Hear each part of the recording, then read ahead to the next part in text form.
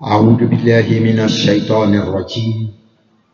بسم الله الرحمن الرحيم. الحمد لله والصلاة والسلام على رسول الله وآله وصحبه ومن والاه. اللهم ربنا أتمم لنا نورنا واغفر لنا إنك أنت التواب الغفور. اللهم علمنا ما ينفعنا وانفعنا بما علمتنا وزدنا علما يا رب العالمين.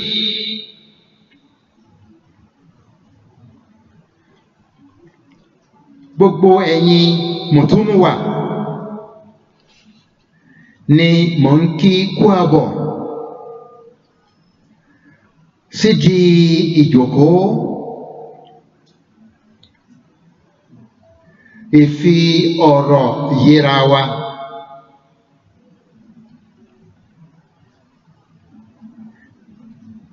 Ìjókòó ẹ̀kọ́ ọgbọ́n ojoojúmọ́ níbi tí a ti ń ṣe àfihàn àwọn ìwé tí ń bẹ nílé ìkàwé Daarul-Uluumil-Islamiyyah ti Naijiria Foundation l'Abùjá àti Ijẹbú.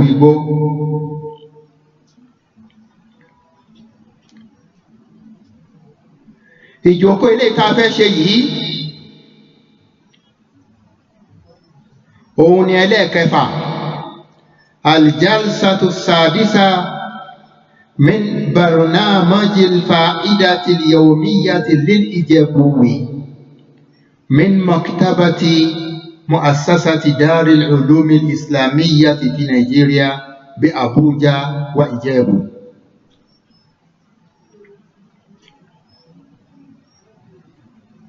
Sixth edition of AL-ԻJΕBUWÍ's daily nugget.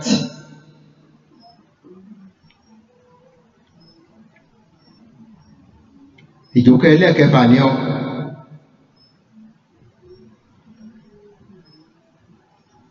Kí Ọlọ́run bá wa ṣe ká tó ṣe. Aṣọpẹ́ f'Olúwa ọba tó dá wa tó ṣe wá lẹ́rú ẹ̀ tó mọ̀nà kó má ṣì wá lọ́nà láíláí. You are all welcome to the 6th edition of the Daily Nugget, where we are introducing Islamic books for researchers to take advantage of them.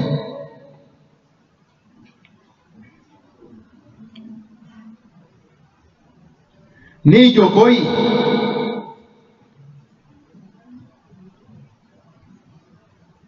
ìwé tí a fẹ́ ṣe àfihàn rẹ̀ òun náà ni èyí tí ọ̀jọ̀gbọ́n Dr. Muhammadu Fuadu Abdul-Baaqiy láti ìlú Mọ̀sẹ̀rẹ̀ tí ó ṣe àtẹ̀jáde rẹ̀ ní ọdún 1939 ní orílẹ̀-èdè Mọ̀sẹ̀rẹ̀. Orúkọ ìwé ọ̀hún ni المعجم المفهرس لألفاظ القرآن الكريم. المعجم المفهرس لألفاظ القرآن الكريم.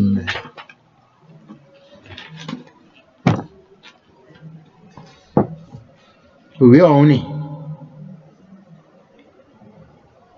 ìwé ọ̀hún nìyẹn.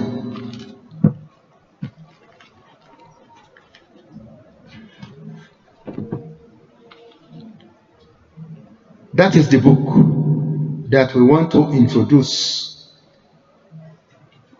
to the researchers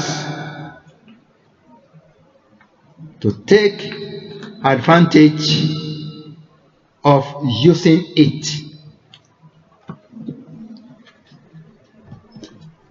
in their intellectual efforts.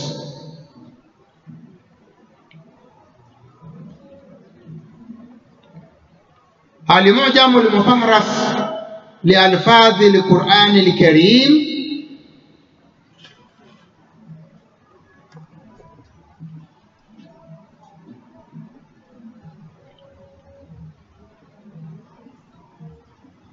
ńṣe ni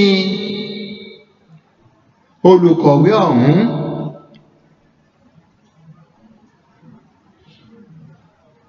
gbé ìwé náà jáde lábẹ́ àkọlé yìí.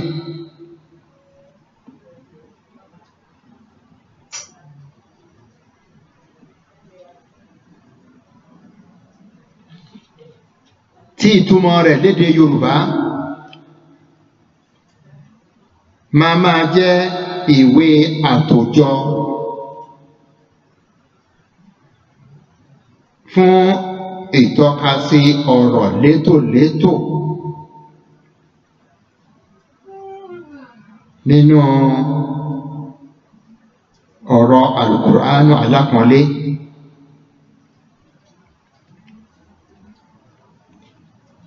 Ìjókòó kẹfà lórí ẹ̀kọ́ ọgbọ́n AL-ԻJԵBUWÍ ojoojúmọ́ láti ilé ìkàwé Daarul-Uluumil-Islamiyyah fi Naijiria Foundation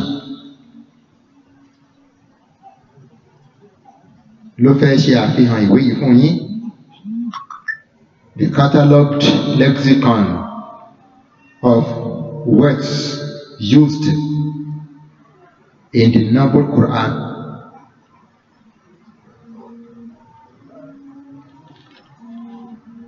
Ìgbà tí a bá ń sọ̀rọ̀ náà, iná ẹ̀ mọ àǹfààní tí ń bẹ fún ìwé yìí.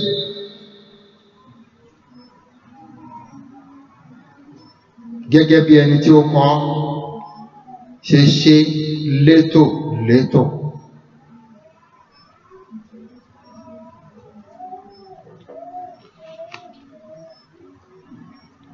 Ìgbà tí Muhammadu Fuad Abdul-Baaqiy rahimahullah tí ó fẹ̀rẹ̀ kan ṣe àgbéjáde ìwé yìí,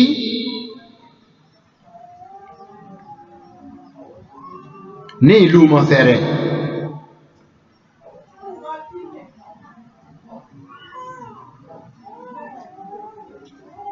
àwọn onímímọ̀ tí ó ní kí wọ́n gbé ìwé náà yẹ̀ wò, wọ́n bá fọ̀rọ̀ wérọ̀ nípa bí ó ṣe ṣe kalẹ̀. Al-Qur'an al-Karim alápọ̀nlé ńláńlá yìí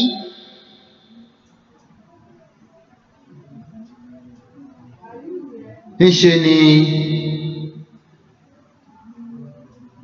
Ọlọ́run ọba bá wa ṣe ní beacon of Arabic rhetorical styles.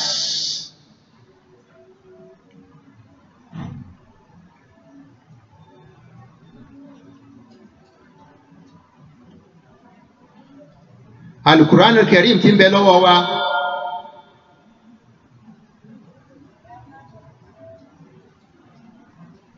ńṣe ni ó jẹ́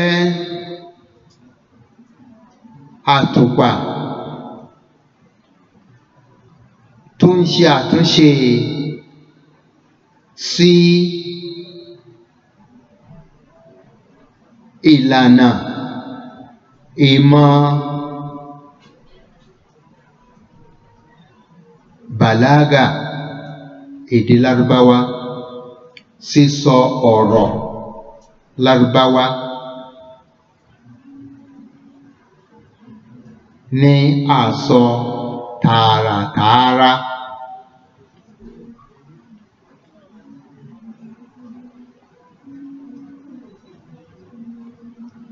Gẹ́gẹ́ bí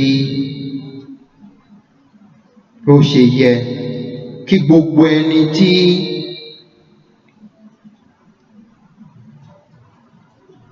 Ọlọ́run bá fún ní òye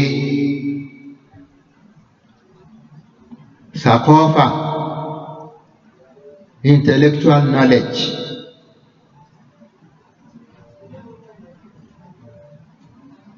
ìmọ̀ kínníkínní nípa èdè Lárúbáwá.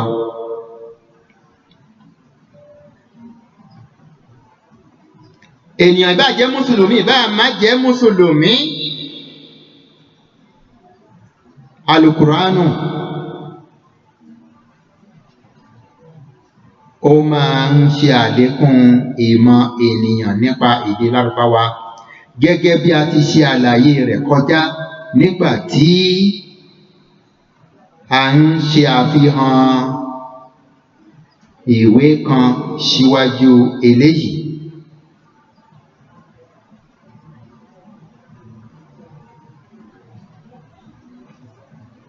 Ìwé tí àkọlé tiẹ̀ jẹ́ Qamusu Alfazil Qur'anil Karim, èyí tí Abdullahi An-Nadawi ṣe láti fi ṣe meanings of the vocabularies contained in the Holy Book of Quran.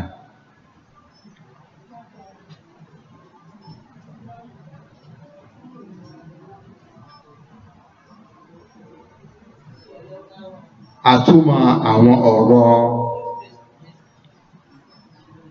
Lárúbáwá tí Ọlọ́run bá fi sọ Al-Qur'ani kalẹ̀, kí àwọn elédè Gẹ̀ẹ́sì àtàwọn tó ń sọ kán lè mọ̀ nípa ìtumọ̀ rẹ̀. A ti sọ yẹn kọjá nígbà tá à ń ṣàfihàn ìwé yẹn, ṣùgbọ́n ní báyìí ìwé èyí tí a fẹ́ ṣe àfihàn rẹ̀, ìyẹn ni al-Mu'jam al-Mufahharas لألفاظ القرآن الكريم بحاشية المصحف الشريف.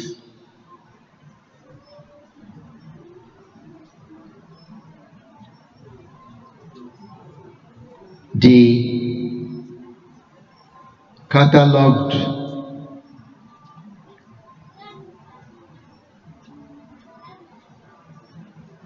Words of Al-Quran Al-Karim,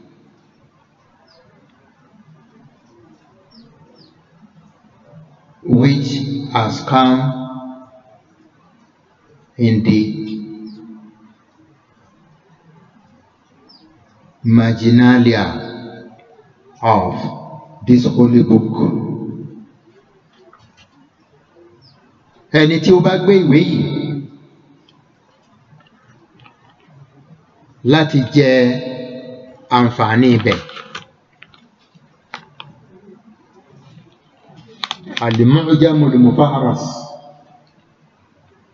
لألفاظ القرآن الكريم, a rí ní tòótọ́ wípé ọ̀rọ̀ tí Muhammadu Fuadu Abdul-Baaqiy tó sọ nínú marginalia ìwé yìí,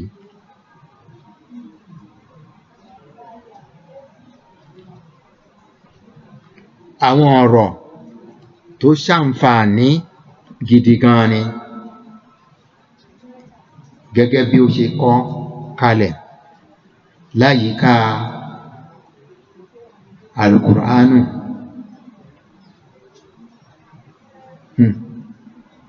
Ọ̀pọ̀lọpọ̀ a máa ní kí ni ìyàtọ̀ láàrin ìwé yìí àti èyí tí a ṣe àfihàn rẹ̀ síwájú. Èyí tí a ṣe àfihàn rẹ̀ síwájú, Qamusu Alfazil Qur'anil Karim, níṣe ni ìyẹn ń sọ ìtumọ̀ àwọn ọ̀rọ̀ inú Al-Qur'anu tó tò alphabetically láti fi mọ ìtumọ̀ àwọn gbólóhùn kọ̀ọ̀kan lédè Gẹ̀ẹ́sì. Ṣùgbọ́n ìwé tá a fẹ́ ṣe àfihàn rẹ̀ yìí, al-Mu'jam al-Mufahharas la'alfaz al-Qur'an al-Karim, ìtumọ̀ ọ̀rọ̀ Kùránì kan nìyẹn ń sọ fún wa. Níṣe ni òun jẹ́ kí ìrẹ tí o bá ń ṣe ìwádìí áyà kan nínú al-Qur'an lè tètè mọ ibi tí áyà náà wà nínú àwọn ọgbà ọ̀rọ̀ al-Qur'an alápọ̀nlé ọ̀hún. Ìwé ìtafẹ́ ṣàfihàn rẹ̀ yìí níṣe ni Muhammadu Fuad Abdul-Baaqiy tò ó.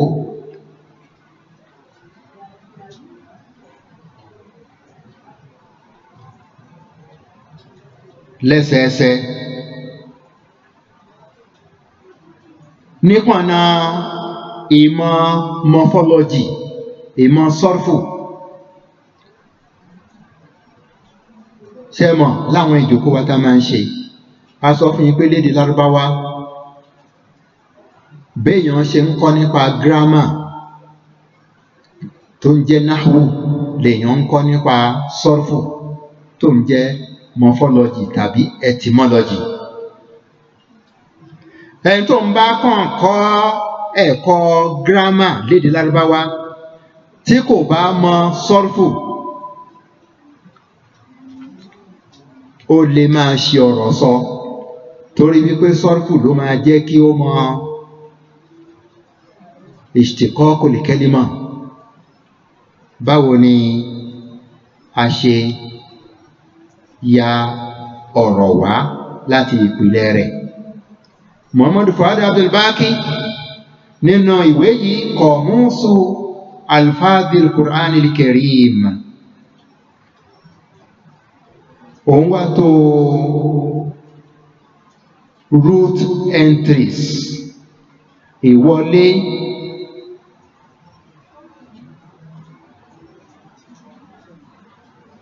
rí gbòǹgbò ọ̀rọ̀ kọ̀ọ̀kan nínú al-Qur'an.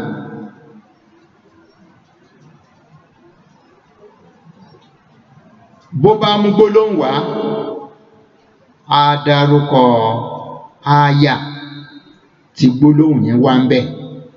Fún àpẹẹrẹ, ẹ wò nísìn ní ojú ewé tá a ṣí yìí,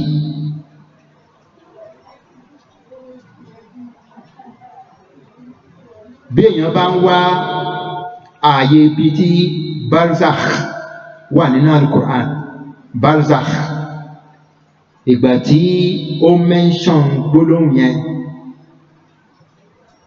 ó dárúkọ áyà tó wà wípé òun ni ibi tọ́lọ́run bá ti sọ wípé wa min wara'ihim barzakhun ila yawmi yub'athun.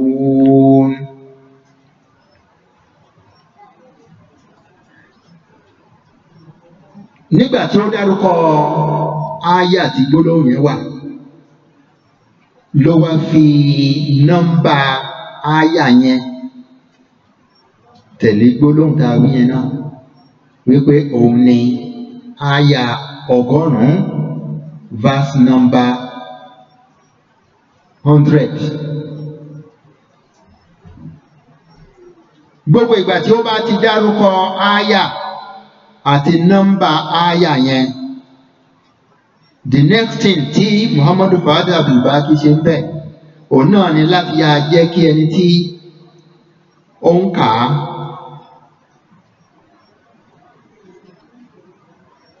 mọ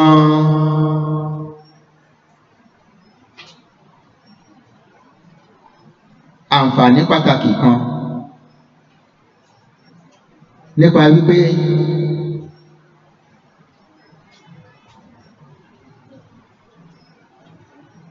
áyà tí òun sọ yìí, súrà tó wà ńbẹ̀, níbo ni Ọlọ́run bá ti sọ súrà ń kalẹ̀. tó bá jẹ́ wípé Mákà ni a lo gbólóhùn kaf tó ń jẹ́ ké láti fi tọ́ka sí. Tó bá jẹ́ wípé Mádínà ni Ọlọ́run bá ti sọ kalẹ̀,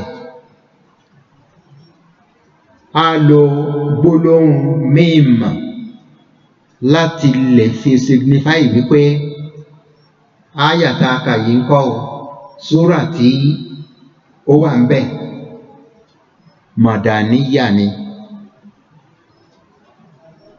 Áyà yìí tá a kà yìí nísìn wa min waraihim barzakhun ila yawmi yub'athun. Nígbà tó sọ fún wa wípé rọ́kùnmù rẹ̀, nọ́mbà rẹ̀ 100 ni, nọ́mbà 100 ni, ó wá fi síwájú ó ní kaf ní ti fi túmọ̀ sí wípé Mákà lọ́lọ́run bá ti sọ áyà yìí kalẹ̀. Ó wá sọ orúkọ súrà tó ti wá ń bẹ̀ tí a fi ń sọ wípé Mákà lọ́lọ́run bá ti sọ kalẹ̀. Ó ní al-mu'minun, Suratul Mu'minun náà ni. Lẹ́yìn ìgbà tí ó sọ yẹn tán ló wá tún dárúkọ nọ́mbà mìíràn tó fi ní tàlátà wa ìṣirún. Ìyẹn túmọ̀ sí wípé áyà ta ni ó wà nínú súrà yìí. Súrà yìí gangan fúnra ẹ̀ òun ni nọ́mbà 23. This is chapter 23 in the holy book of Al-Quran. Ẹ̀rí wípé Muhammadu Fuad Abdul-Baaqiy nígbà tí ó bá mú gbólóhùn kan wá tí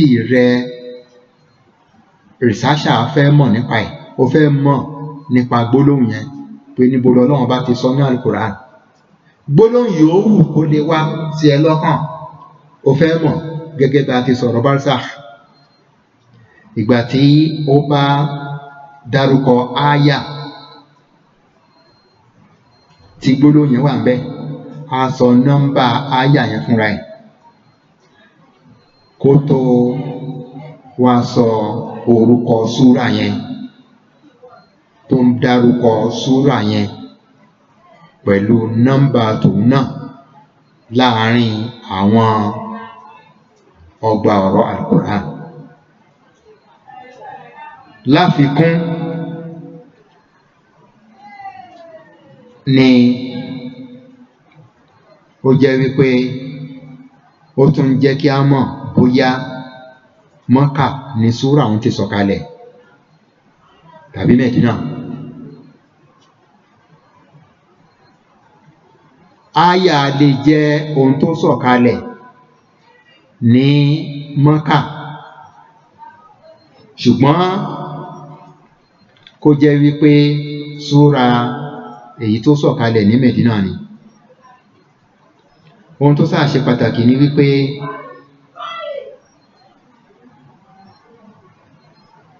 Muhammadu Fuad Abdul-Baaqiy níṣe ni ó ń jẹ́ kí gbólóhùn kọ̀ọ̀kan tó bá ń ṣèwádìí ẹ̀ nínú Al-Quran ní entry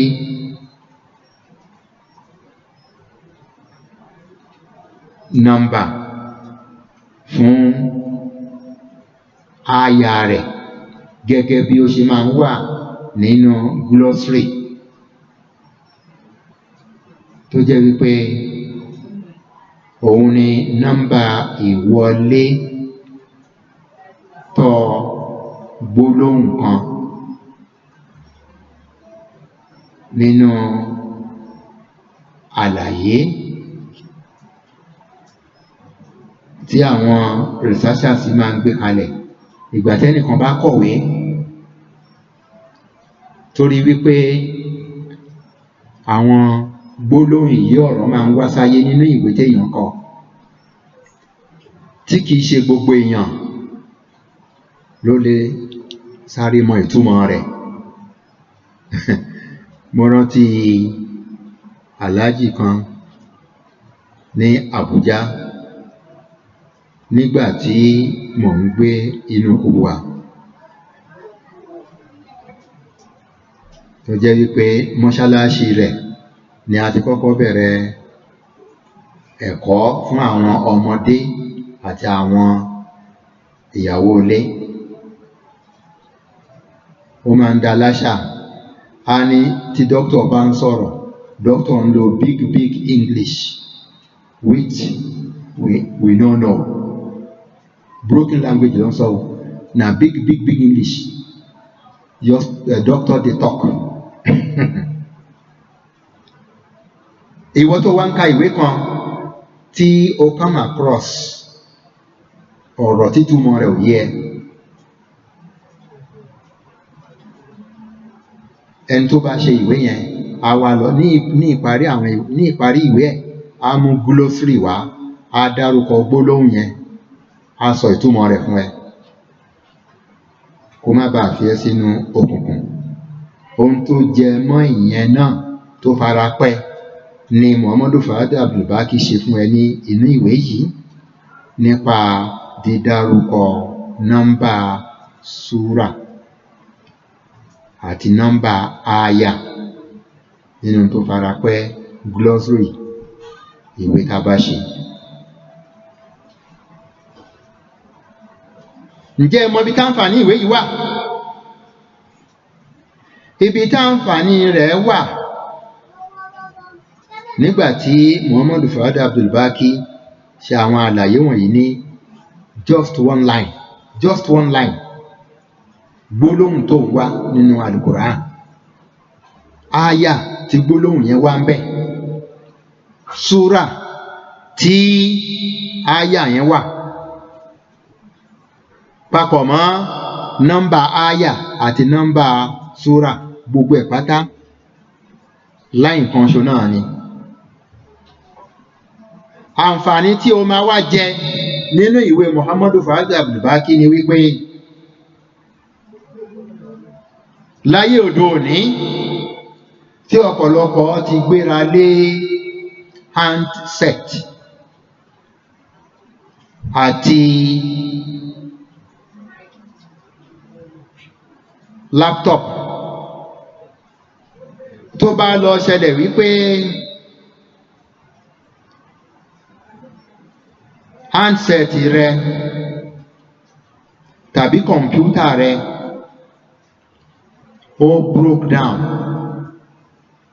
ìdàtà àtọ̀bà tó daṣẹ́ sílẹ̀ tó bàjẹ́ tó fi lè rí lò, dípò kí o má rí ọ̀nà àbájáde, lọ gbéwé Muhammadu Fawad Abdul-Baaqiy yìí,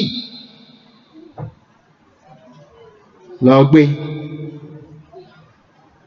kó o fi mọ níbo ni àyà tó ń wá yẹn wà nínú Al-Qur'an, tàbí gbólóhùn kan tó fẹ́ mọ àyà tó wà nínú Al-Qur'an. Ìyẹn ni ìwé yìí ṣe jẹ́ aláǹfààní ńláńlá. Síwájú kó tó di wípé Muhammadu Fawad Abdul-Baaqiy ó ṣe ìwé tiẹ̀ yìí, àwọn orientalists láti west ni wọ́n fẹ́rẹ̀ kan ti gbìyànjú láti ṣe àgbéjáde irú ẹ̀. Àwọn akọ̀wé láti western part of the world tá ń pè ní orientalists, àwọn ni wọ́n ti kọ́kọ́ gbìyànjú láti ṣe bẹ́ẹ̀, ṣùgbọ́n ìfẹ́ kọ́ làwọn fi ṣe, àwọn náà ṣe tìtorí kí wọ́n fi mọ ibi tí gbólóhùn kan wà ní Al-Qur'an àti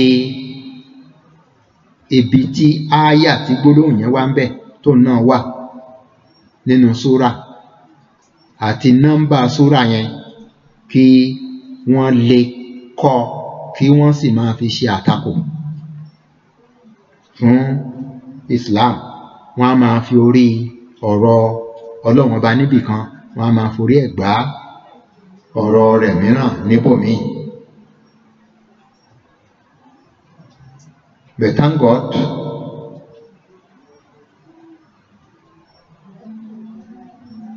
wípé yàtọ̀ sí èyí tí àwọn orientalist tí wọ́n author ẹ̀ gbogbo wọ̀nyẹn nínú publications wọn tí wọ́n tẹ̀ jáde, àwọn mùsùlùmí náà ti yá tají sí di àǹfààní irú ìwé báyìí. Ṣé ẹ rí handset àti kọ̀ǹpútà tá a sọ pé à ń lò pẹ̀lú bí ó ṣe jẹ́ wípé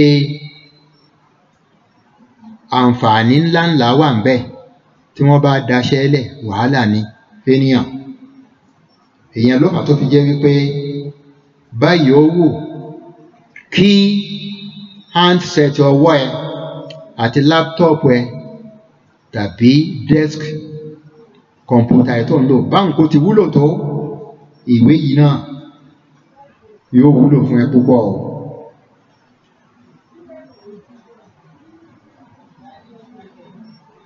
Àwọn orientalists ohun tí wọ́n ṣe nípa ọ̀rọ̀ al-Qur'an àti nípa hadith ó wúlò, ṣùgbọ́n èyí tí àwọn mùsùlùmí náà wá bẹ̀rẹ̀ sí ní ṣe fúnra wọn ó tún wúlò ju tiwọn lọ torí wípé àwọn mùsùlùmí táwọn ṣe, àwọn ò ṣe láti fi tako ọ̀rọ̀ Ọlọ́run gẹ́gẹ́ bí àwọn orientalists wọ̀nyẹn ti ṣe. Kọ́lọ́run bá wa san Muhammadu Fuad Abdul-Baaqiy lẹ́san.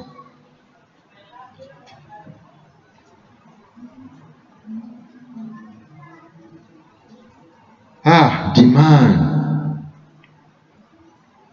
made strenuous efforts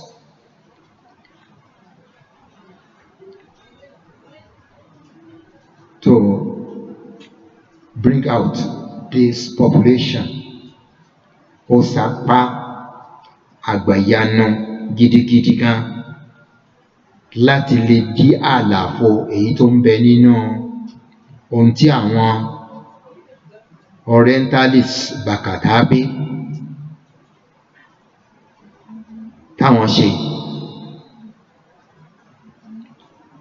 Ibi táwọn kù sí òun díbẹ̀. Ìgbà tí ó sì gbé ìwé rẹ̀ jáde gẹ́gẹ́ bá ṣe wí tó fi lọ àwọn ẹni mímọ̀ mìíràn bíi tiẹ̀ nínú interactives tí wọ́n ní pẹ̀lú ẹ̀, back and forth discussion ṣẹlẹ̀. Wọ́n jìjọ ní ìjọ pèrò jíròrò fọ̀rọ̀wérọ̀. Lára wọn ó gba ohun tó wí, lára wọn sọ pé no, kìí ṣe bó ṣe yẹ kí ọ̀rọ̀ ó wí, kìí ṣe bó ṣe yẹ kí ọ̀rọ̀ ó rí ló ṣe gbé kalẹ̀. Ṣùgbọ́n nígbà ó yá, Muhammadu Fuad Abdul-Baaqiy tóun náà ṣe ìgbìyànjú láti fi ìwé rẹ̀ gbéyẹ̀wò. Ìwé ọ̀hún jáde dáadáa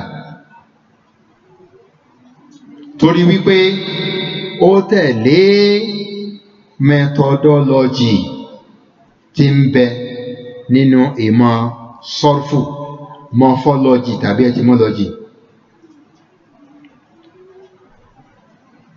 Bó ṣe tó àwọn ọ̀rọ̀ inú al-Qur'an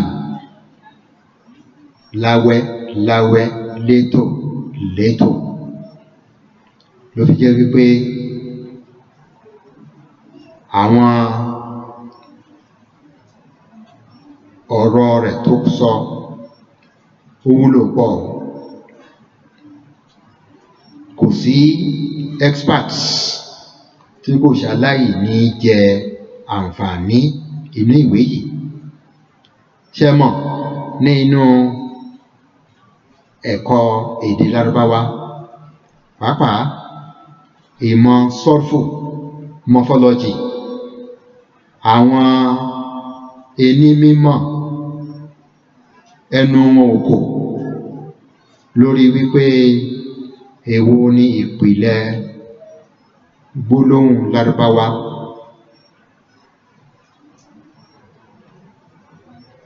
Èwo ni ìpìlẹ̀ gbólóhùn Lárúbáwá? Derivations of the Arabic words. Kí ni ìpìlẹ̀ rẹ̀?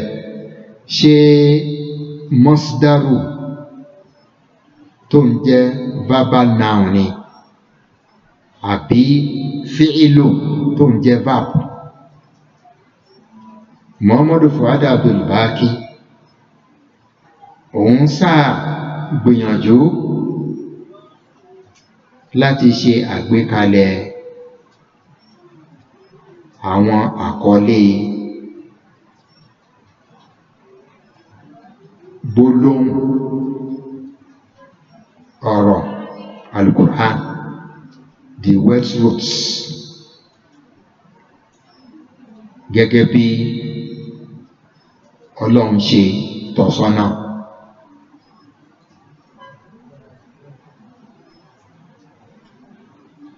Ló fi jẹ́ wípé ìlànà tó tẹ̀lé ni láti mú háràfí àkọ́kọ́ nínú gbólóhùn wá, a wá fi háràfí èyí tó tẹ̀lé àmúyẹn náà wá kó tó di wípé ó máa mú háràfí tó tẹ̀lé wá. Ẹ̀yin ewu gbólóhùn barzakh tá a dárúkọ lẹ́ẹ̀kan. So eléyìí gẹ́gẹ́ bí ó ṣe wà nínú al-Mu'ajim al-Arabiyya, òun náà ni wípé rùbáyí ni.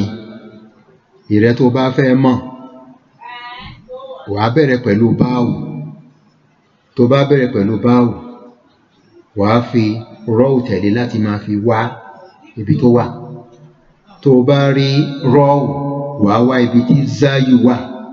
Tó bá rí záyù wàá wá ibi tí kọ́ wà tó máa fi ní barzakh.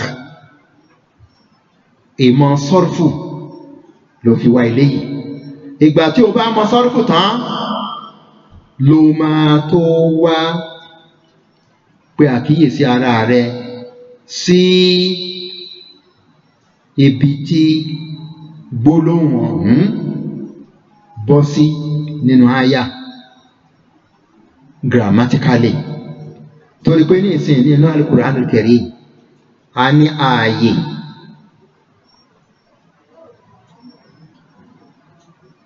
bí méjì àbí mẹ́ta nínú Suratul Mu'minuna yìí tá a sọ lẹ́ẹ̀kan. Al-Mu'minuna ní chapter 23 ní verse 100. Ọlọ́run ní wa min wara'ihim barzakhun ila yawmi yub'athun. Nígbà tí ó wá tún di inú Suratu Rahman tó ń jẹ́ chapter 55 ní verse 20, Ọlọ́run bá sọ ń bẹ̀ wípé marajal bahrayni yaltaqiyan baynahuma barzakhun la yabghiyan. A rí wípé nínú ààyè méjèèjì yìí barzakh mọ̀rùfúù ni tí dọmọtáàní jẹ́ símbọ́ọ̀lù wọn bíbáyìí barzakhun. Ṣùgbọ́n nígbà tí a dé inú Suratul Furqan tó ń jẹ́ chapter 25 ní verse 53, ohun tí Ọlọ́run bá sọ ń bẹ̀ ni wípé وَجَعَلَ بَيْنَهُمَا بَرْزَخًا وَحِجْرًا مَحْجُورًا. barzakhan eléyìí ńkọ́ ó wà in the accusative case. Ó wà in the accusative case mọ̀nsúùbù tí ó jẹ́ wípé àpẹẹrẹ násàbí rẹ̀ ń bí báyìí òun náà ni tẹ̀nìwínú fatha barzakhan. So bó ṣe jẹ́ nìyẹn. Ìyẹn láyé sọ fún yín wípé ìrẹ́ tó bá kọ́ gírámà lédè Lárúbáwá tó o bá kọ́ sọ́rùfù pẹ̀lú yóò ṣòro fún ẹ láti túmọ̀ àlùkùránì dáadáa o. Torí ẹni bá wá gba ìní ìsìn tó bá jẹ́ pé gírámà nìkan ló kàn wá kiri kò ní lè túmọ̀ ẹ̀ dáadáa. Tó bá dẹ̀ jẹ́ pé sọ́rùfù nìkan ló kàn mọ̀ tí ò bá mọ gírámà ìtumọ̀ rẹ̀ kò ní bọ́ sójú ẹ̀. Torí bó máa ṣe túmọ̀ ohun tí ó wà ní ipò násàbí ó yàtọ̀ sí bó ṣe lè túmọ̀ ohun tí ó wà ní ipò rúfúà. Kọ́lọ́run bá kó dákun kí ó ṣe àlékún ìmọ̀ ẹnì kọ̀ọ̀kan wa. The nominative case is always different from the accusative case. And so, if you learn the Arabic grammar, you should also learn the morphology in Arabic. Arabic morphology or etymology goes line in line with your intellectual effort. That is how it must be. Òun náà ni Muhammadu Abdul-Baaqiy ló ṣe kalẹ̀ fún wa nínú ìwé rẹ̀ ńláńlá yìí. Kí Ọlọ́run bá kó dákun kó bá wa san ní ẹ̀san rẹ̀. Ibi báyìí náà ni a máa ti dánu dúró. المعجم المفهرس لألفاظ القرآن الكريم èyí tí Muhammadu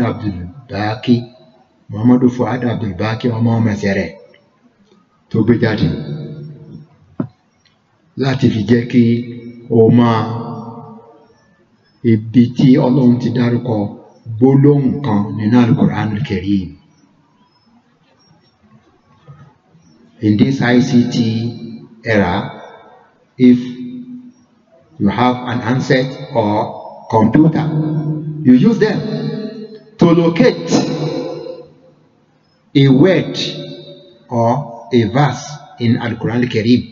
But in an instance where your handset or your computer breaks down, this book of Muhammad Abdul-Baaqiy will come to your rescue. Period. Salamu alaikum wa rahmatullahi wa barakatuh. Ẹ tún pàdé wa nígbà tí a máa ṣe àfihàn ìwé mìíràn. Kọ́lọ́run dá ẹ̀mí wa sí tayọ ìgbà náà. Àmín thumma àmín. Wa subhanaka Allahumma bihamdik. Ashhadu an la ilaha illa ant. Astaghfiruka wa atubu ilayk. Bye bye. Ma salam.